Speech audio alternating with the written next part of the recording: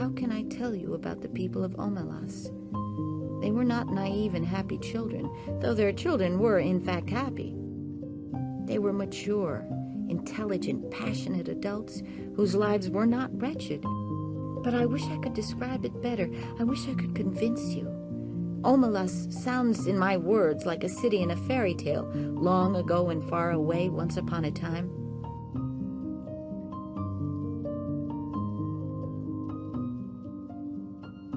I incline to think that people from towns up and down the coast have been coming into Omelas during the last days before the festival on very fast little trains and double-deck trams, and that the train station of Omelas is actually the handsomest building in town.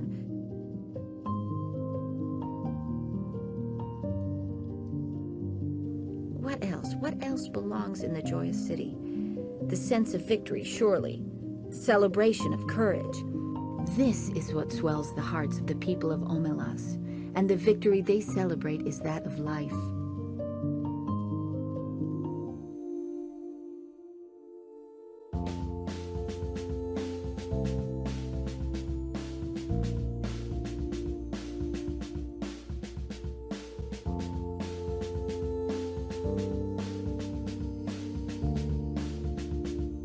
The festival of summer has begun.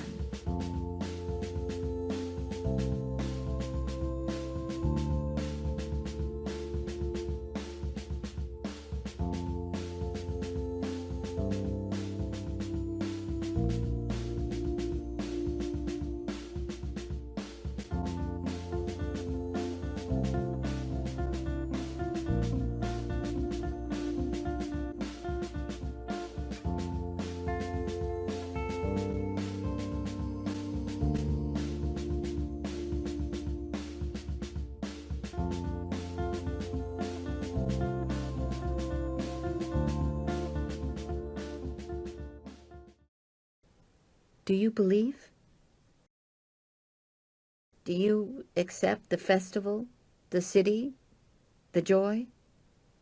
No? Then let me describe one more thing. In a basement under one of the most beautiful public buildings of Omelas, there is a room. It has one locked door and no window.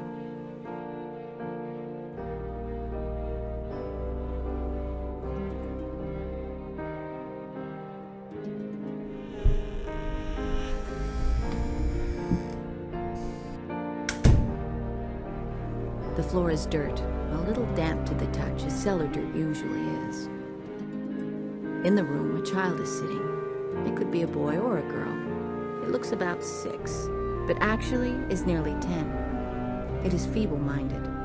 Perhaps it was born defective, or perhaps it has become imbecile through fear, malnutrition, and neglect. It picks its nose and occasionally fumbles vaguely with its toes or genitals as it sits hunched in the corner farthest from the bucket and the 2 mops. It is afraid of the mops.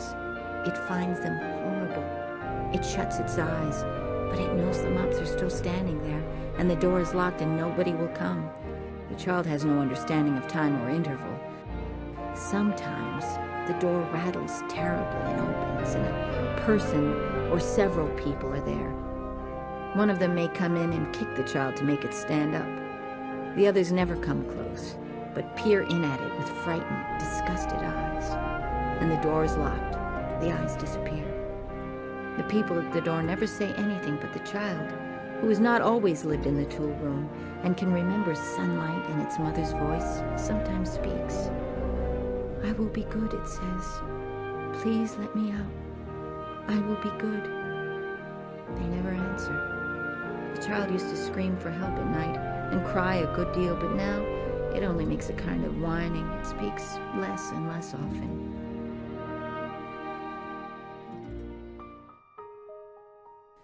They all know that it has to be there. Some of them understand why, and some do not. But they all understand that their happiness, the beauty of their city, the tenderness of their friendships, the health of their children, the wisdom of their scholars, the skill of their makers, even the abundance of their harvest and the kindly weathers of their skies depend wholly on this child's abominable misery. This is usually explained to children when they are between 8 and 12, whenever they seem capable of understanding, and most of those who come to see the child are young people. They would like to do something for the child, but there is nothing they can do. Those are the terms.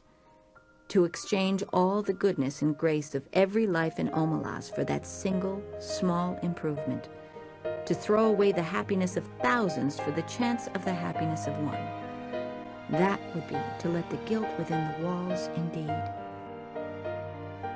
Now do you believe in them? Are they not more credible? But there's one more thing to tell, and this is quite incredible. At times, one of the adolescent girls or boys who go to see the child does not go home to weep or rage. Sometimes also a man or woman much older falls silent for a day or two and then leaves home. These people go out into the street and walk down the street alone.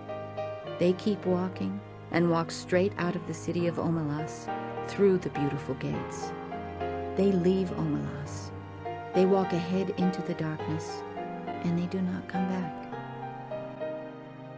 The place they go towards is a place even less imaginable to most of us than the city of happiness. I cannot describe it at all. It is possible that it does not exist. But they seem to know where they are going, the ones who walk away from omelas.